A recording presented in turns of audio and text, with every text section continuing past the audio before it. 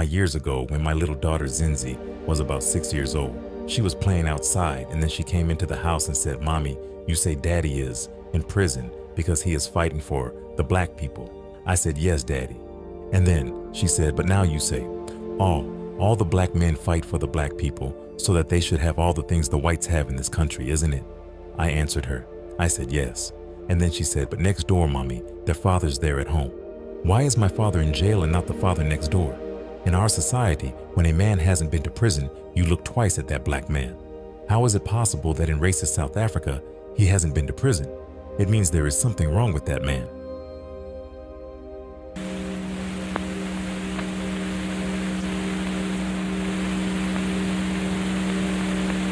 The Africans want the franchise on the basis of one man, one vote. They want political independence. Nelson Mandela has been in jail since 1962. During those long years, he has come increasingly to be represented by his wife, Winnie. Our leaders called on President Botha to remove violence, to free all those who have been imprisoned and to allow the return of all those who have been driven into exile, to unban the People's Organization, the African National Congress, to dismantle apartheid, to allow free political activity so that the people may decide who will govern.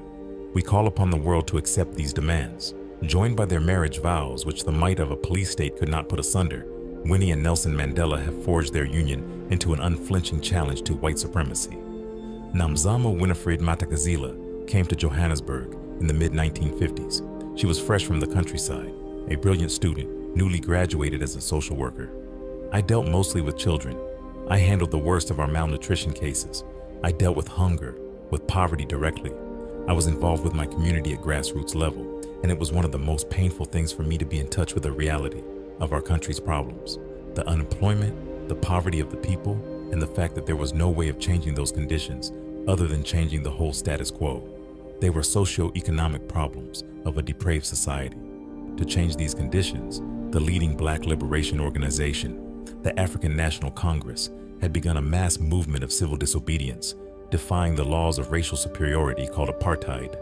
Carried out with a Gandhian commitment to nonviolence, this defiance campaign brought to prominence a young leader of the African National Congress, the lawyer Nelson Mandela.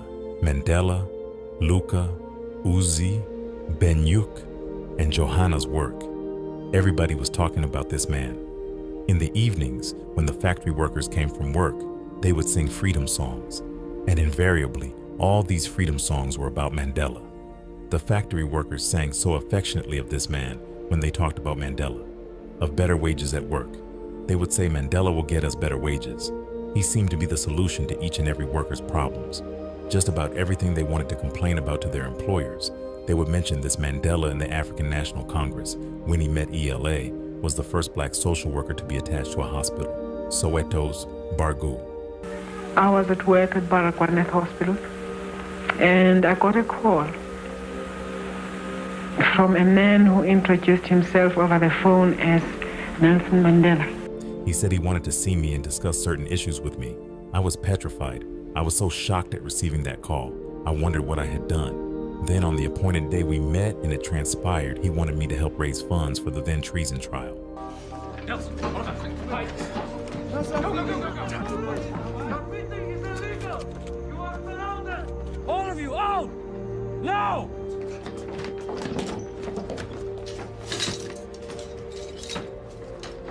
Nelson, quickly!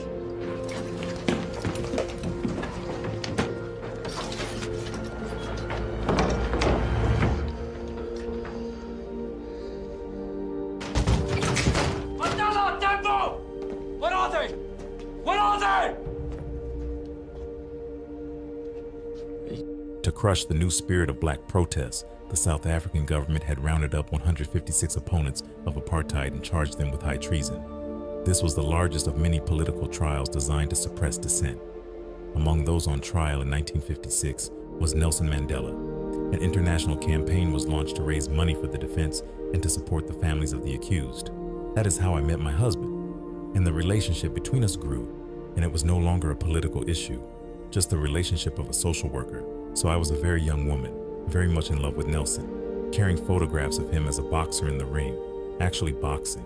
very proud of his physical prowess. In accordance with the Xhosa custom, the first part of a wedding ceremony had to take place at Winnie's parental home, Pondolan, on the south coast. On the land is a stronghold of the Madagascar family name. There are said to be 3,000 Madagascars all related. When we got married, in fact, the congregation sang. That was the only way the Pondo showed their appreciation of the marriage. This song is a paean to the beauty of the homeland, but homeland for Winnie's father meant only that region where he lived. For Nelson, it meant the whole of South Africa. Politics would later cause a painful break for Winnie between her father and her husband. It is what we call in Xhosa, we are. We're elders. Come and give you the last wise words as a young bride and tell you how you should conduct yourself when you get to the other side. That when you join that other family, you must join it and do as Rome does. My father said to me, I must remember that I am marrying the struggle and not the man. Struggles of women after wed. And that by virtue of my bringing such a man to him as a son-in-law was in fact introducing the African National Congress to that part of our country. Mandela believed, as he put it, the struggle is my life. A few months after her wedding, Winnie was swept into the struggle on the issue of women's rights. Up to this time, African women had been exempted from carrying the hated passbooks which controlled the lives of their menfolk from the age of 16 to death, dictating where they may live and work in their own country. Now the government forced passes on women too. In their thousands, they were forced to line up to be photographed. There are few black men who have not been imprisoned for past offenses.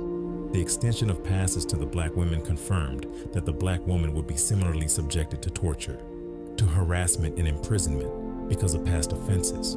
People were jailed arrested and filled the jail, and Winnie was one of those people that were arrested. And she was expected, with her first child at that time. And even in that state, she went to jail. The prison was crowded. There were no special facilities for political prisoners. We were all just thrown together with other prisoners. We slept on the floor. We were just each given 2 blankets and a mat, and that was all. That was just my initiation. The life I've led from that moment has always been in and out of prisons. I can no longer even remember how many times I've been arrested and how many times I've been actually jailed. There have been too many. For African women, the oppression is twofold: struggle against apartheid and the struggle of the black woman, as a woman first in society and as an oppressed woman by the racist regime. We are prisoners of our own culture. Black woman has had to battle all the way, to fight against the oppression of her as a human being, to fight against the dominance, culturally, in a traditional society where the black woman's position is in fact at home. And at the same time, she has had to emerge as the pillar in that society where she is deprived of the head of the family for very many reasons as a result of the country's laws. Black workers. The black woman in the rural areas who has had to live year in and year out without her husband sees the husband when he comes home for a week or 2 or a month. The system of contract labor in South Africa forces black workers to be away from home for years at a time, virtually destroying family life. The struggle for black rights kept Mandela away from home most of the time, devoted to her husband and looking to him as head of the family when he felt Nelson's absence keenly. My husband was never there when both children were born. He was either in prison or out gathering information about their prison trial. I never even as much as heard him address a single meeting. He never discussed anything political with me. I'm not his political product, actually. I never had an opportunity to be one. It is the African National Congress that has made me what I am. It was in fact the Women's League that organized the anti-pass campaign. It was the Women's League that rallied around and organized demonstrations against high rents, against high buses, bread and butter issues that really were dealt with by the mothers and by the trade unions mostly. The Women's League was more of a workers' organization, the female section of the African National Congress. Within a very short time, Winnie had advanced to a leading position within the Women's League of the African National Congress and the Federation of South African Women. Then came Sharpeville. In 1960, the authorities showed how far they were prepared to go to stop the struggle for civil rights. At Sharpeville, police fired into a crowd of unarmed demonstrators, killing 69, including women and children. After Sharpeville, South Africa would be, in Nelson's words, more and more ruled by the gun. The government used Sharpeville for further repression. The African National Congress was banned, which made Mandela's political activities illegal. The women's organizations also suffered. All this time, almost 5 years, the treason trial with Mandela as one of the chief accused had been going on. In 1961, the trial came to an end. All of the accused were found not guilty. But through an oversight on the part of the authorities, Mandela was released to full political activity. He knew he didn't have much time the day the trial came to an end. The leaders of the African National Congress came home. They came to celebrate the results of the trial and the fact that they had been acquitted. My husband did not even enter the house. They were all jubilant and they were standing outside. I still remember very vividly Joe Modise, who is now heading the military wing of the ANC, walked into the house and asked me to pick a few items for my husband. I did, and I gave him the suitcase, and all I was told was that I'll be seeing him in a few days' time. I never really knew much about his political activities because I think he felt it was better that way. He left with the rest of the leadership that day. That was the last time. I saw my husband at home. When he left with that suitcase is when he was going to address that meeting, the big convention in Peter Mercer. I didn't even know that he was going to be the main speaker there. I saw in the press that he had addressed a meeting, banned as it was, and that after the meeting he had disappeared. When Nelson was underground, this is where the strong woman came out. Her husband was underground, carrying the struggle from underground, and Winnie was left to look after not only her immediate family, but also Nelson's mother and relatives in the trans, and she coped with it very well. Nelson declared, "I've had to separate myself from my dear wife and children and live as an outlaw in my own land." Since all open political activity was denied him, Mandela had gone underground to organize a 3-day national strike, a stay-at-home. In spite of Sharpeville, the stay-at-home was yet another attempt to effect change by peaceful means. The government's reply was again violent. Police and army were mobilized. There are many people who feel that it is useless and futile for us to continue talking peace and nonviolence against a government whose reply is only savage attacks on an unarmed and defenseless people. And I think the time has come for us to consider in the light of our experiences. In this state home, whether the methods which we have applied so far are adequate. A half-century of nonviolent effort had failed, so a small group was formed under Mandela, which began to bomb symbols of authority, such as power lines and pass offices. Leaving SA early in 1962, Mandela left South Africa illegally to travel to newly independent African countries, seeking help in training guerrilla squads. This new fighting arm of the African National Congress was called Tumultuous, Spear of the Nation. When he returned, I also saw him, and I was always blindfolded. I never knew exactly where he was, and that was calculated to protect us and the children. We were very small at the time. That was the last time we ever saw him. We're together as husband and wife. Mandela was the most wanted man in South Africa, the object of a massive manhunt. He must have known that sooner or later he would be caught. When he was betrayed by an informer, there was no evidence to link him with sabotage.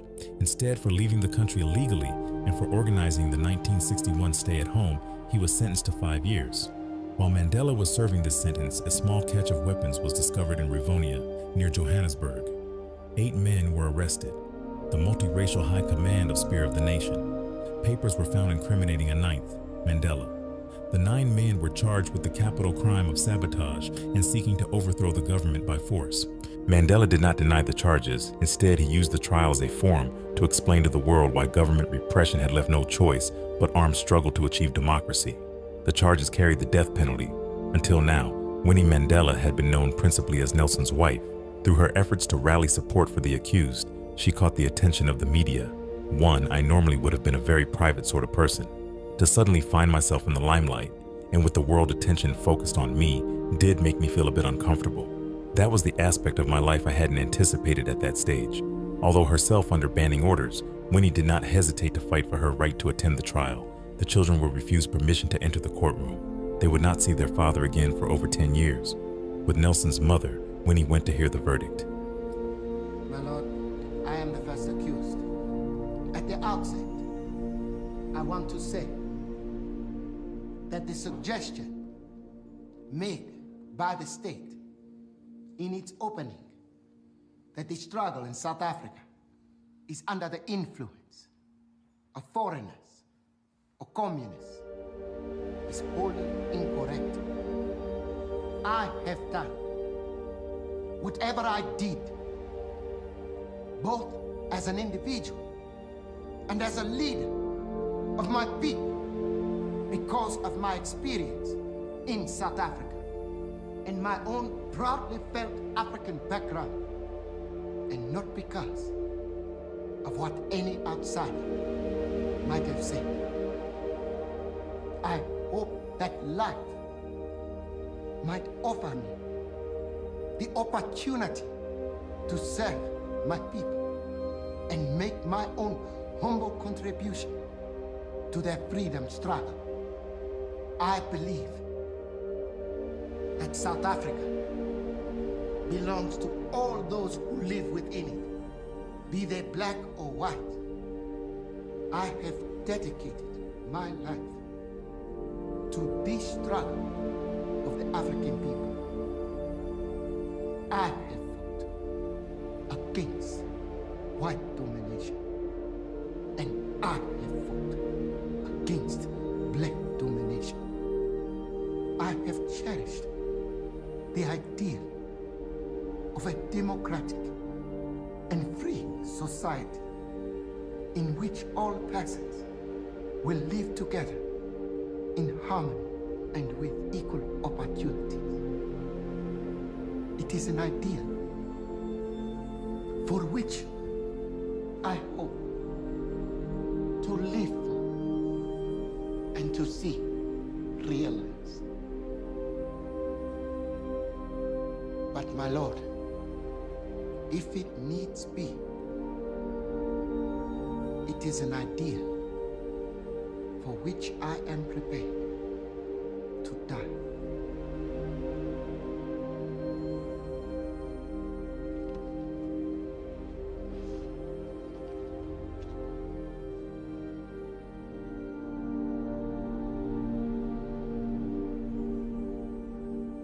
Winnie, Nanzama, the death sentence, if it comes, we will not appeal it. We will not appeal it.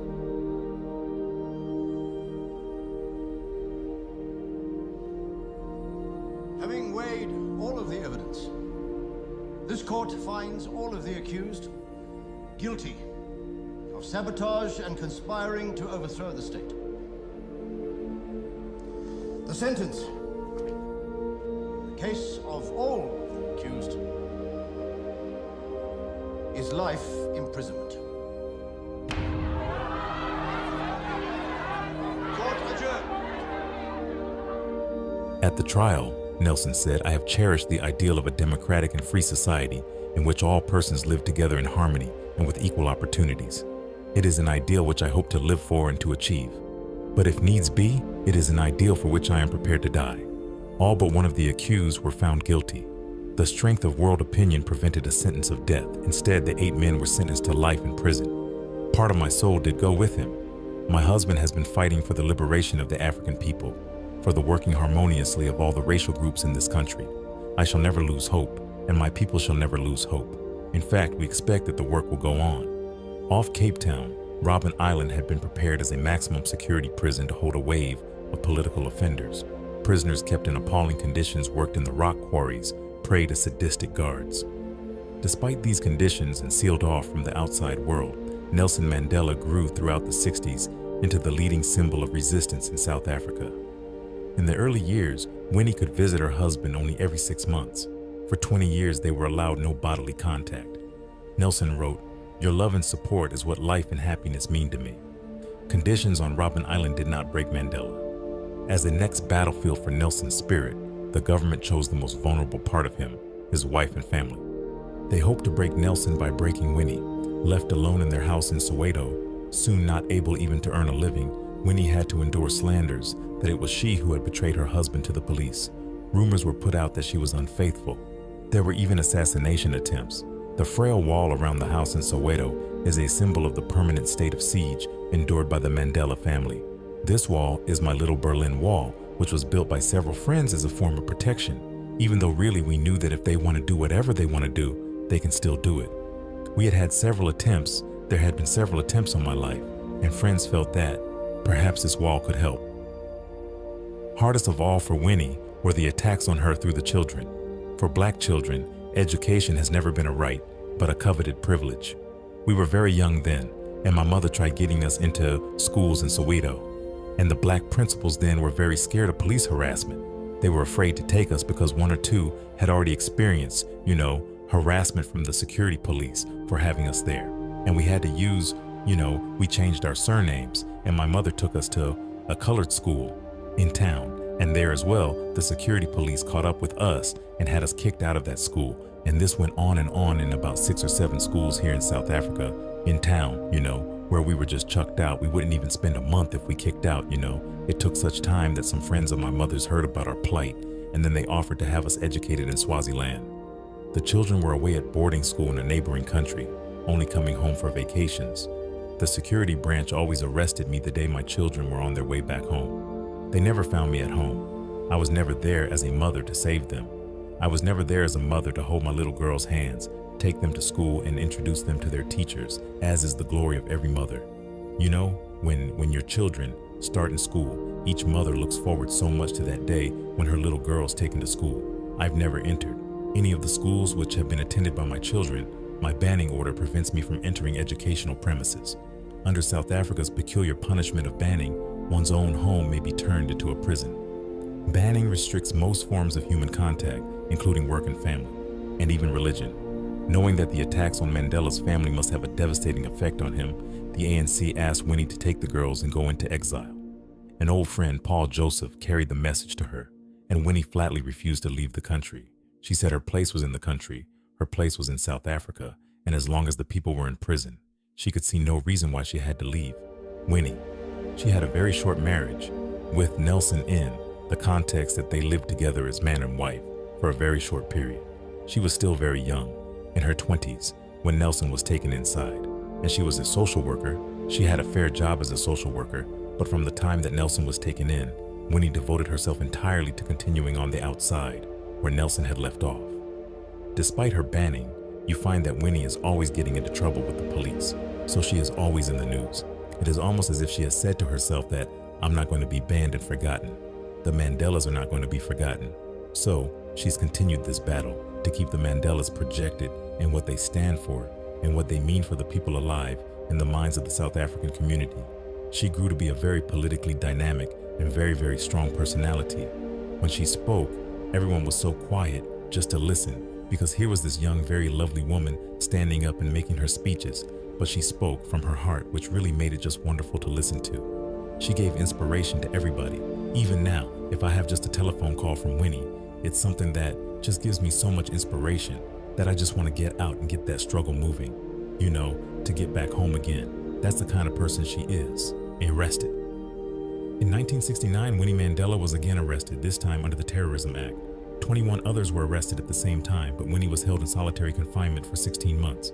When they detained me, I had just been to a heart specialist. I have a heart condition, and the security branch knew that. They knew I'd been to the doctor, they knew I'd been to a heart specialist, and I think they particularly arrested me then because of that knowledge, with the hope that perhaps the condition would worsen in prison, and that whatever happened to me would then be attributed to natural causes. The cell in which I was held at the beginning was so small that if I stretched my hands, I touched both wards. When I was held in solitary confinement, I was held in the death cell in Pretoria. First thing you do when you get into the cell is to with that at least you have a pin or something on you, so you can scratch the calendar on the wall. And that is how I kept sane, because you lose track of the time and the date. It had 3 doors. You had your door, and then the grill door, and then the door. And the sound of those keys, you would hear the first door opening, the sound of the clinging of those keys, was part of the torture system. And each time, when you have just come to prison, each time they did that, it opened the cell. It hit you right into your heart. I could barely exercise. In this cell, all I had was a bottle, a plastic bottle, with about 5 glasses of water, a homemade sanitary bucket, and 3 blankets in the size I met. That is all the size that I was wearing. Being held incommunicado is one of the cruelest things any human being can do to another. About a week after I was held, I was transferred to a condemned cell. A condemned cell means a cell that usually holds prisoners who are going to be executed. In this condemned cell, there were 2 grill doors besides the prison door. To this day, the memory of that bunch of keys, the clicking, the noise they would deliberately make in the stillness and solitude of a prison life. You actually felt they were hitting the inner core of your soul. They never switched off the light. I had this floodlight. Night and day, I lost track of time. These particular waters always brought my food, would open the cell door, and I could hear someone outside putting the food down. And she would stand right at the entrance to the cell. They would then take the bucket, the sanitary bucket, and turn the lid upside down and put your plate of food on that. And she would stand right at the cell door and kick the food in, kick it into the cell. The mind finds it very difficult to adjust to such solitude. It is such utter torture that I could feel that my mind was so tortured with lack of doing something and not communicating with anyone that, I would find myself talking to the children. I would think I am thinking about them and actually find myself in the end conducting conversations with my children as if they are with me in the cell. It becomes so difficult to keep sane with absolutely nothing to do that I would actually hunt for ants. If I had an ant in the cell or a fly, then I would regard myself as having company for the day. When I was given anything, if anything at all, it was the Bible. One day this funny fool stood at the cell door and flung the Bible at my face, and he threw it and said, "There you are, free. Praise for that, your God can get you out of this sin." While in solitary, Winnie Mandela underwent intensive interrogation under the direction of Police Colonel Swanepoel. He was the one who murdered a lot of my people behind bars. He was actually the horror of Pretoria Central. I was interrogated right through day and night for 7 days and 7 nights. As they changed the terms, our son-in-law would rub his hands and say he is waiting for that moment when they shall break me completely. By the time they interrogated me, they knew everything. They knew all about my political activities at the time. And the African National Congress, of course, was a fanned organization, which meant that whatever political activities I was involved in at that time were underground political activities. There was nothing they didn't know.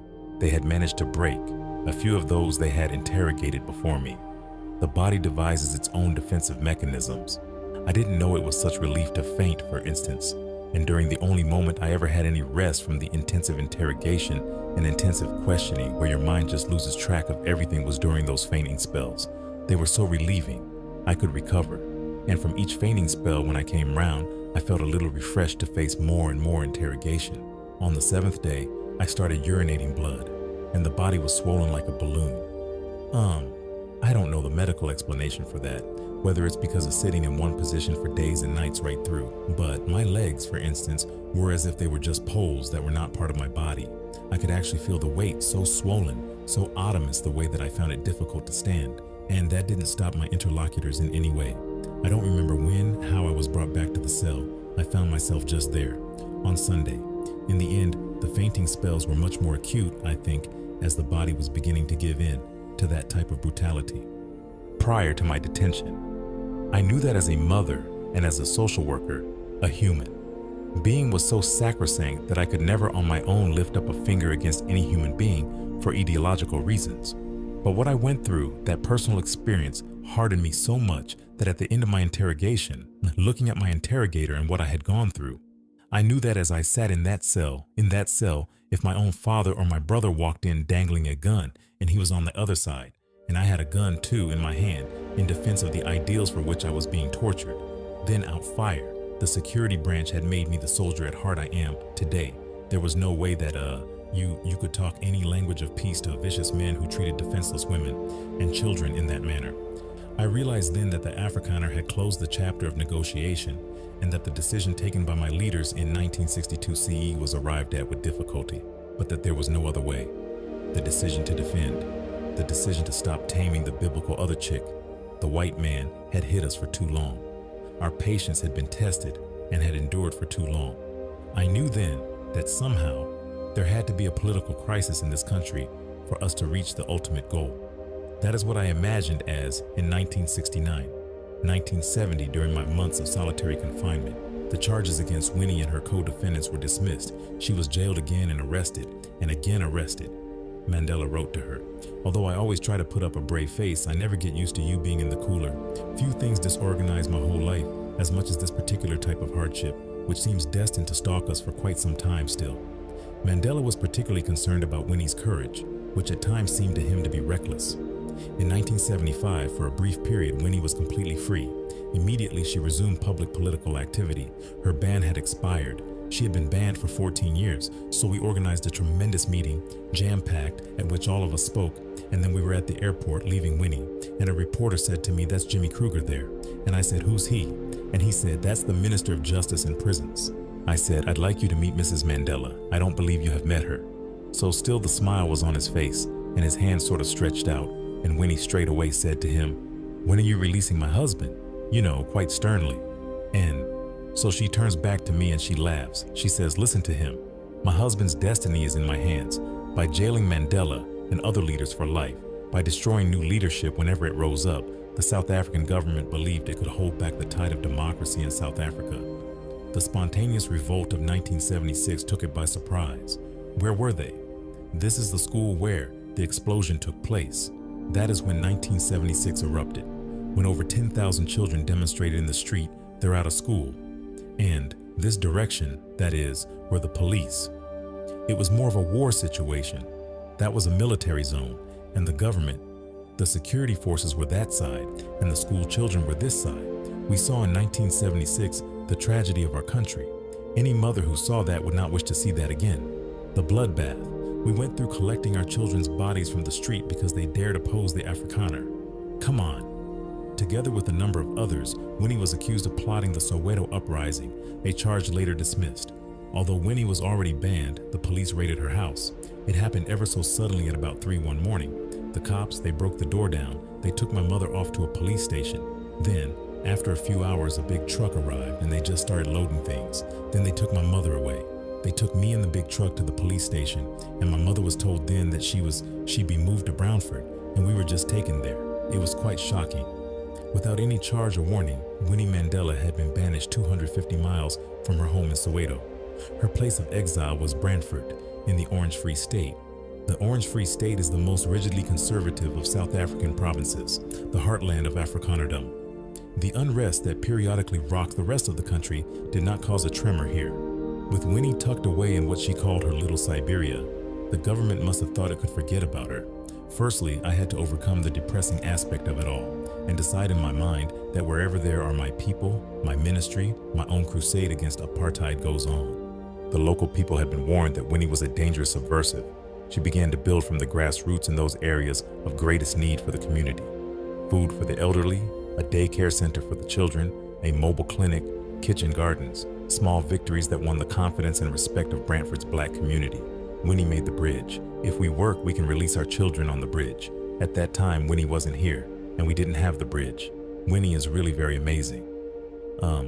There she is, banished to Brantford, a God-forsaken place, a place where the Afrikaner, I think very little of an African. To them, an African is someone that is there, that has been put in this world to serve them and work for them.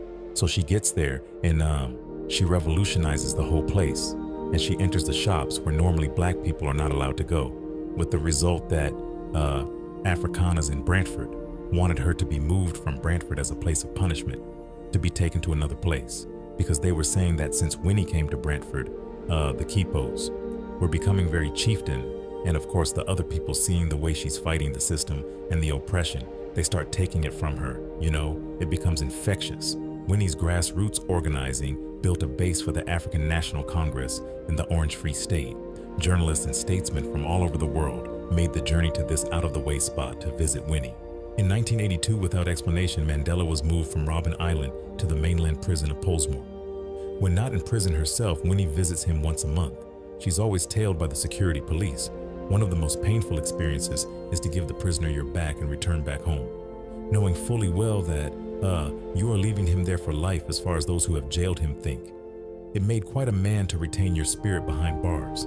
Throughout the years, visits to him have been a tremendous source of inspiration. Nelson writes regularly from his prison to Winnie and hers. If on my return I found you away from home, I'd seek you out and report to you first. But that honor is yours and yours alone. No one else has or will ever have it from me, and it would shame me for life if I ever surrendered it to any other person. Many of the letters have been seized in police raids. Only a few survive. Your beautiful photo still stands about 2 feet above my left shoulder as I write this note. I dust it carefully every morning, for to do so gives me the pleasant feeling that I'm caressing you as in the old days. I even touch your nose with mine to recapture the electric current. I used to flush through my blood whenever I did so. In August 1985, while Winnie was on a visit to her doctor in Johannesburg, her house in Brantford was raided by the police and later firebombed. This was the government's own version of a prison without walls, a prison outside prison. Winnie's visit to the house, where she had lived in exile for 9 years, my legal advisors will have to see to it that the government restores the prison it gave me to a livable situation, and that they restore all what they have destroyed, except that, of course, items that were in here were invaluable. They were priceless, and they cannot be replaced. What sort of things were those? Of family things, that of sentiment and value. Who do you think then was responsible for burning it down?